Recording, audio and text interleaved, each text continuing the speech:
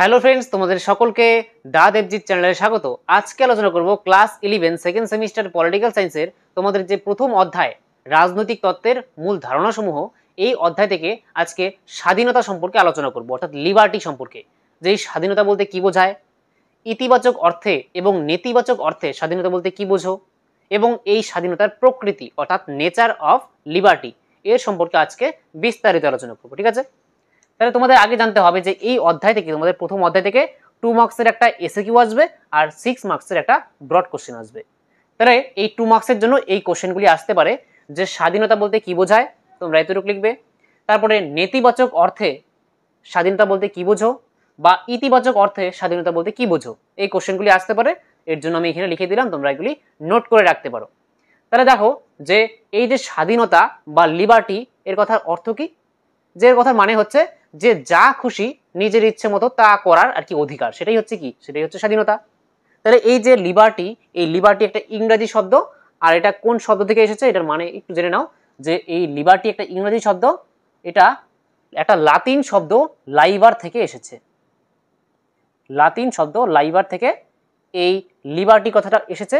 আর এই লাইবার কথার অর্থ হচ্ছে স্বাধীন বা মুক্ত। ঠিক আছে, স্বাধীন বা মুক্ত। এটা 1 নম্বরই কোশ্চেন, তো তোমাদের দ্বিতীয় সেমিস্টারে আসবে না, তাই অতটা শুধু একটু জেনে রাখো যে লাতিন শব্দ লাইবার থেকে লিবার্টি কথাটা এসেছে, আর যার মানে হচ্ছে মুক্ত বা স্বাধীন। ঠিক আছে, তাহলে এখন আসল কোশ্চেনে চলে যাই যে স্বাধীনতা বলতে কি বোঝো। এই কোশ্চেনটা যদি আসে তাহলে তোমরা কি লিখবে? যে স্বাধীনতা হলো রাষ্ট্র কর্তৃক সৃষ্ট। তাহলে এখানের মধ্যে রাষ্ট্র ঠিক করবে ব্যক্তির স্বাধীনতা কতটুকু হবে। ঠিক আছে, এখানে রাষ্ট্র কিন্তু এতটাও আর কি কঠোর নিয়ন্ত্রণ আরোপ করতে পারবে না একটা ব্যক্তির উপরে, যাতে স্বাধীনতাই ভোগ না করতে পারে। তাহলে রাষ্ট্র ব্যক্তির স্বাধীনতার উপর অল্প নিয়ন্ত্রণ রাখবেই, কারণ না হলে একজন ব্যক্তি নিজের যা খুশি তাই করবে, আর বেশি স্বাধীনতা, ঠিক আছে, অর্থাৎ স্বেচ্ছাচারিতায় পরিণত হবে। একজন যদি যা খুশি তাই করে তাহলে কিন্তু অন্যজনের, ঠিক আছে, সমাজে বসবাসকারী বা রাষ্ট্রে বসবাসকারী অন্যজনের স্বাধীনতায় হস্তক্ষেপ করবে। কেমন করে? যদি আমার পাশের বাড়িটি আমার পছন্দ হয়, তাহলে কি আমি গিয়ে সেই বাড়িতে বসবাস করা শুরু করে দেব? অন্য বাড়ির লোককে বাইরে বের করে দে? সেটা তো সম্ভব না। তাহলে আমি কি যা খুশি তা করতে পারবো? করতে পারবো না। তাহলে এটাই হচ্ছে এখানে স্বাধীনতা হলো রাষ্ট্র কর্তৃক সৃষ্ট ও সংরক্ষিত এমন একটি পরিবেশ। তাহলে রাষ্ট্র এমন একটা পরিবেশ সৃষ্টি করবে যে পরিবেশের মধ্যে প্রত্যেক ব্যক্তি স্বাধীনতা ভোগ করবে। এমন নয় যে এমন কিছু ব্যক্তি আছে যারা স্বাধীনতা ভোগ করবে এবং অন্য ব্যক্তিদের স্বাধীনতা ভোগ করতে পারবে না অন্য ব্যক্তিরা, এমন নয়। তাহলে এমন একটি পরিবেশ যেখানে শর্ত সাপেক্ষে আইন অনুসারে রাষ্ট্র আইন কানুন কিন্তু থাকবে। একটা রাষ্ট্রে থাকতে গেলে অনেক নিয়ম কানুন আছে, তাহলে সেই নিয়ম কানুন মেনে আমাদের চলতে হবে। তাহলে শর্ত সাপেক্ষে আইন অনুসারে সব মানুষ তার আত্মবিকাশের পরিপূর্ণ সুযোগ লাভ করে, এটাই হচ্ছে স্বাধীনতা। তাহলে একটা সমাজের মধ্যে, একটা রাষ্ট্রের মধ্যে রাষ্ট্র ঠিক করবে, রাষ্ট্র সৃষ্ট, ঠিক আছে, রাষ্ট্র সৃষ্ট কিছু নিয়ম কানুন অনুযায়ী আমাদের চলতে হবে, যাতে আমাদের সম্পূর্ণ আত্মবিকাশ হয় এমন একটা পরিবেশ সৃষ্টি করবে, সেটাই হচ্ছে স্বাধীনতা। ঠিক আছে, তারপরে দেখো যে যদি কোশ্চেন আসে যে নেতিবাচক অর্থে স্বাধীনতা বলতে কি বোঝায়, তাহলে তোমরা লিখবে যে নেতিবাচক অর্থে স্বাধীনতা বলতে বোঝায়, অর্থাৎ এখানে নেতিবাচক অর্থাৎ নেগেটিভ। ঠিক আছে, নেগেটিভ অর্থে স্বাধীনতা বলতে কি বোঝায়? যে নেতিবাচক অর্থে স্বাধীনতা বলতে বোঝায় ব্যক্তির ওপর থেকে সব রকম নিয়ন্ত্রণের অপসারণ। তাহলে এখানে নেতিবাচক অর্থাৎ নেগেটিভ অর্থে স্বাধীনতা বলতে বোঝায় একজন ব্যক্তির উপর থেকে সব রকম বাধা নিষেধ কি করা, অপসারণ করা।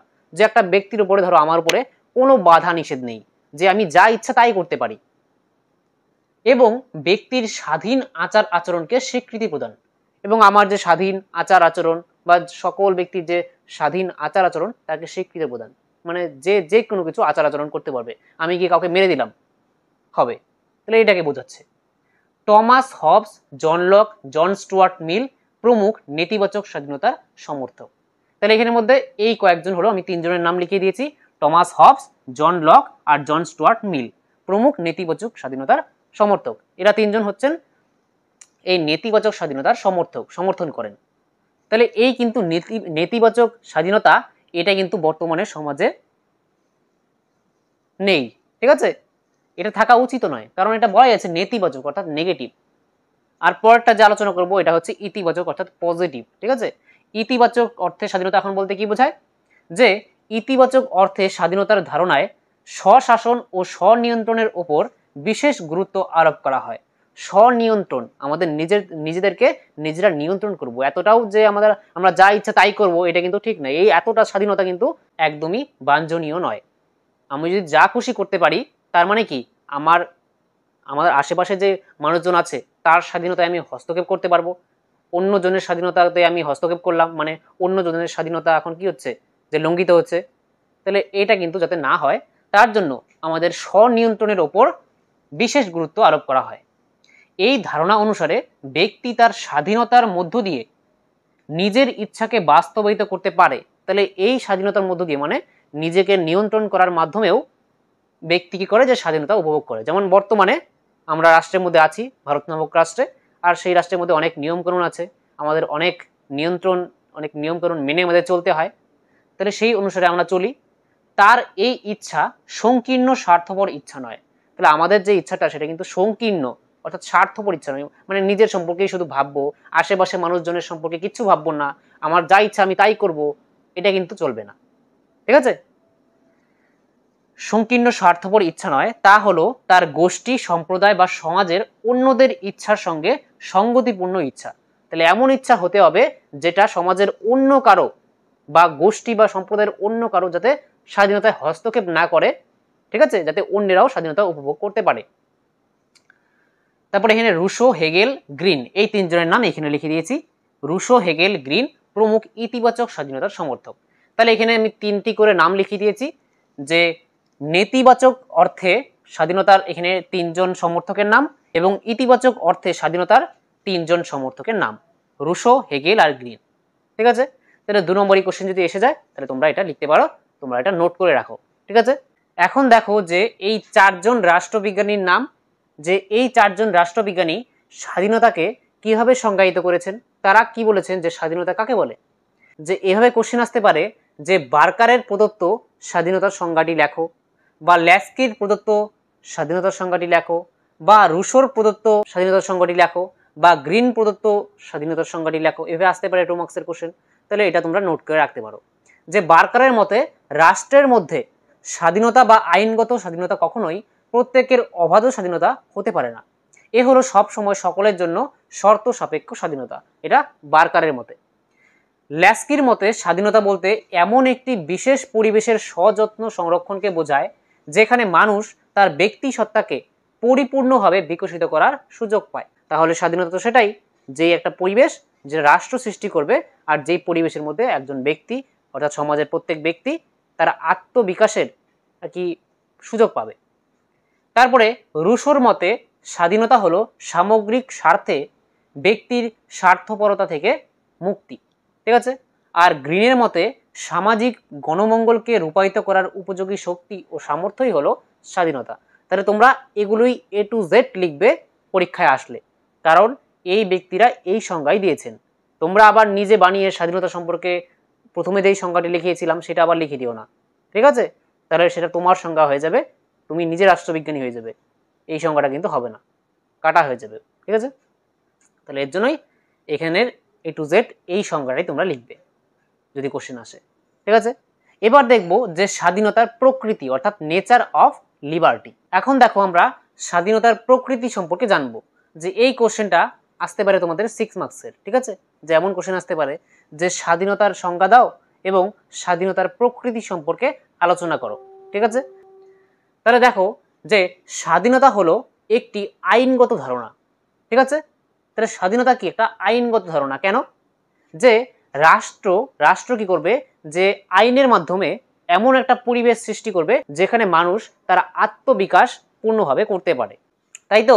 তাহলে এটাই বলছে যে স্বাধীনতা হলো একটি আইনগত ধারণা। এখানে রাষ্ট্র আইনের মাধ্যমে এমন একটা পরিবেশ সৃষ্টি করবে যেখানে মধ্যে প্রত্যেক মানুষ স্বাধীনভাবে নিজের আত্মবিকাশ করতে পারবে। তারপর 2 নম্বর হচ্ছে স্বাধীনতা হলো একটি সামাজিক ধারণা।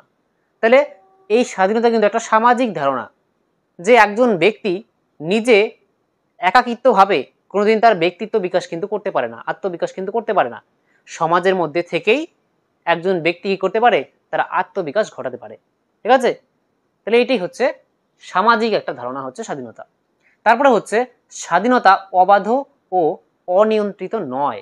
ঠিক আছে? এখানে বলা হচ্ছে অবাধ, স্বাধীনতা বলতে কি বোঝায়?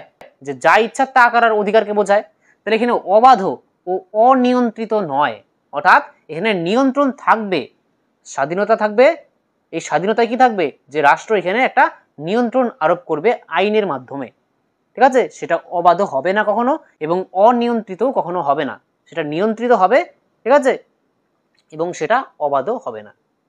দেখো, একটা সমাজের মধ্যে যদি কোনো মানুষ অবাধ অর্থাৎ অনিয়ন্ত্রিত স্বাধীনতা ভোগ করে, তাহলে কি হবে? যে সেই ব্যক্তি হচ্ছে তার যা ইচ্ছা তা করার অধিকারকে এটা বোঝায়, যে অনিয়ন্ত্রিত অর্থাৎ অবাধ স্বাধীনতা যারা আছে। তাহলে আমি কি করব? ধরো আমার আছে অবাধ এবং অনিয়ন্ত্রিত স্বাধীনতা, অর্থাৎ আমি যা ইচ্ছা তাই করতে পারি। পাশে দিয়ে একটা স্কুটি যাচ্ছে বা পাশে দিয়ে একটা রাস্তা দিয়ে একটা বাইক যাচ্ছে, আমি থামিয়ে বললাম এটা আমার, আমি নিয়ে নিলাম, করতে পারবো এটা? পাশের বাড়ি আমার পছন্দ হয়েছে, পাশের বাড়ি থেকে লোক বের করে দিয়ে আমি বললাম এটা আমার বাড়ি, এটা হবে? তাহলে এটাই বলছে যে কোনোদিন স্বাধীনতা অবাধ এবং অনিয়ন্ত্রিত নয়।